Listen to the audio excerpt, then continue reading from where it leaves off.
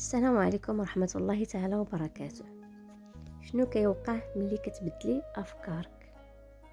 كاين واحد السر اللي ما قالوش لينا في المدرسة وما قالوش لينا حتى الناس اللي سبقونا في الحياة، وهو ان حياتك ما كتبدلش حيت الظروف تبدلات، ولكن حيت افكارك تبدلات. نفس الدار، نفس الناس، نفس المشاكل، ولكن انتي ما بقيتيش نفس الشخص. وهذا الفرق الصغير هو اللي كيدير المعجزة. ملي كتبدلي افكارك كتبدل نظرتك لراسك.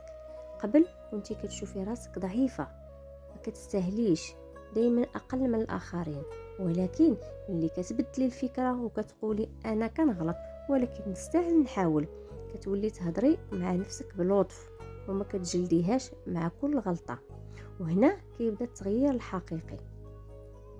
ملي كانت افكارك عامره بالخوف كنتي كتخافي تخسري الناس، كتسكتي، كتقبلي القليل وكتقولي ماشي مشكل، هو راه مشكل.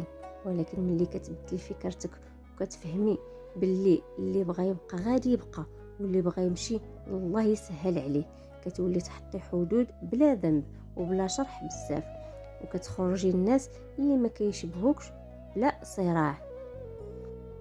وكذلك كتبدلي طاقتك وكتبدلي اللي كتجبدي ليك. الفكرة ماشي غير فكرة، الفكرة طاقة. ملي كتفكري دائما في النقص كتجبدي النقص، ملي كتفكري في الألم كتجبدي مواقف كتوجع. ولكن ملي كتبدلي أفكارك وكتولي مركزة على التعلم، على الشكر، على الأمل، كتتفاجئي بلي الحياة بدات كتعاونك. الناس زوينين، فرص زوينة، راحة داخلية ما كنتيش حاسه بها من قبل.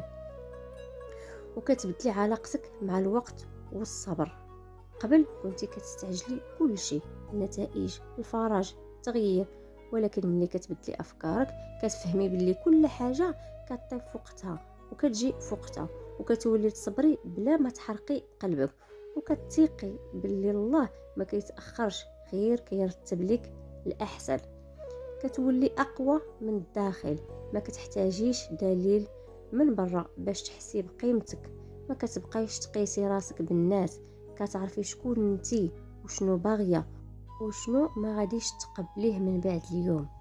بدلي افكارك وغادي تشوفي كيفاش العالم يتبدل معاك، ماشي حيت الناس تبدلات، ولكن حيت انتي وليتي كتشوفي بعيون جديده، قلب هادئ وعقل واعي وروح عرفت باللي التغيير كيبدا من الداخل.